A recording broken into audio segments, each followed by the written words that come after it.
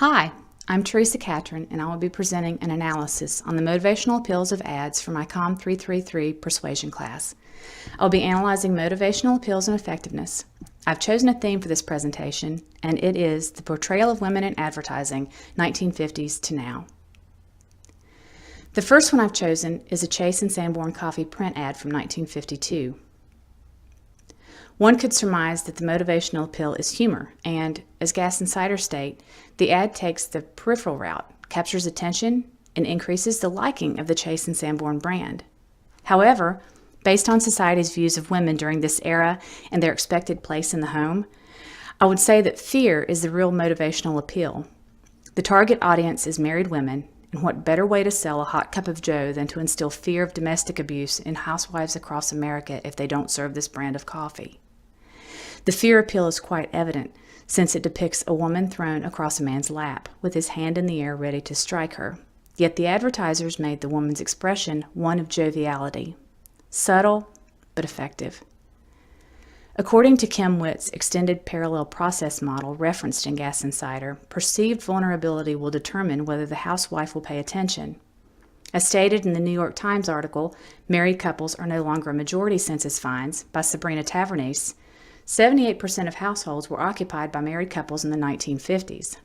That's a large demographic that creates a definite perceived vulnerability. The housewife can then attempt danger control, which is trying to figure out how to eliminate or reduce the threat, or she can respond based on fear control, which involves panic and fear but no action. Danger control is the wiser option, and from there she'll assess the perceived efficacy of purchasing and serving Chase and Sanborn coffee.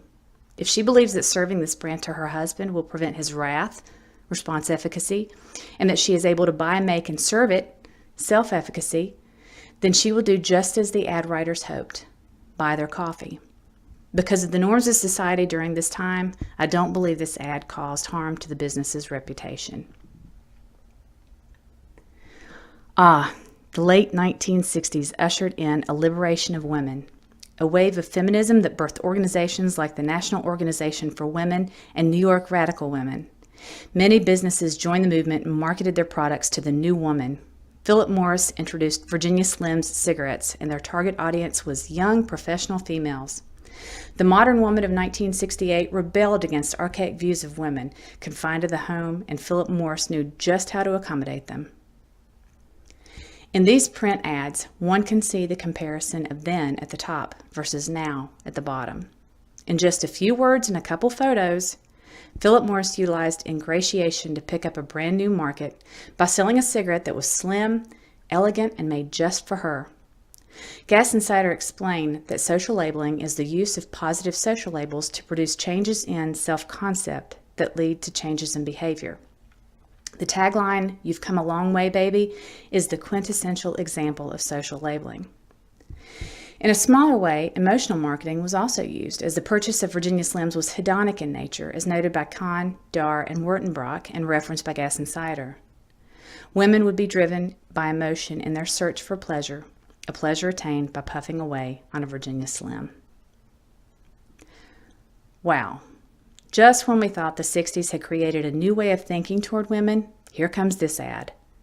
Not surprisingly, this print ad for Weyenberg Shoes was found in a 1974 edition of Playboy magazine. It's selling shoes, it really is, and the target audience is, of course, men. The impact this single photo has is huge.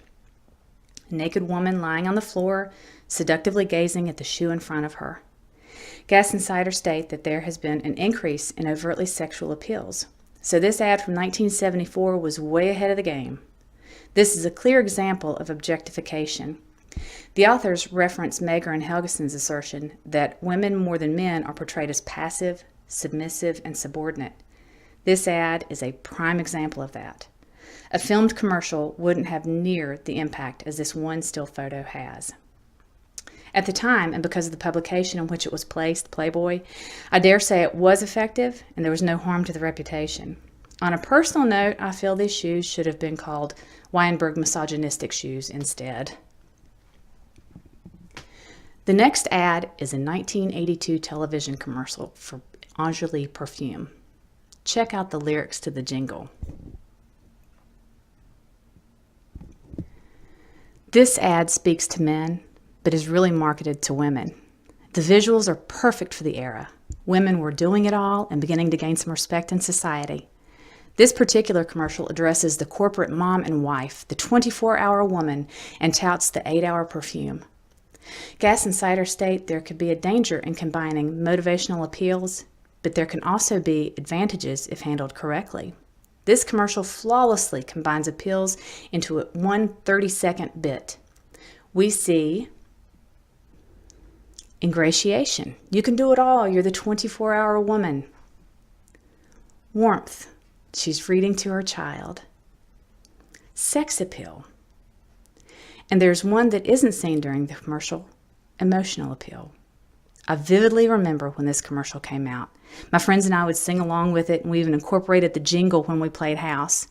While none of us wore the perfume, a lot of our moms did, and it was a status symbol of sorts. One that said, I can be a great mom, sexy wife, and fierce businesswoman who can cook, and I smell good when I do. Thompson, McInnes, and Park, as referenced in Gas and Cider, call this the attachment theory. The 24-hour woman developed emotional ties to this brand of perfume, probably feeling it increased her status or worth with each spritz on the wrist. This is a PETA, or People for the Ethical Treatment of Animals, print ad that shows Pamela Anderson scantily clad and labeled like, well, a piece of meat. This solidly supports the objectification theory. Interestingly, Reichert, Latour, and Ford, as referenced by Gas and Cider, report that the traits of the viewers, not the sexual imagery, determines an ad's effectiveness.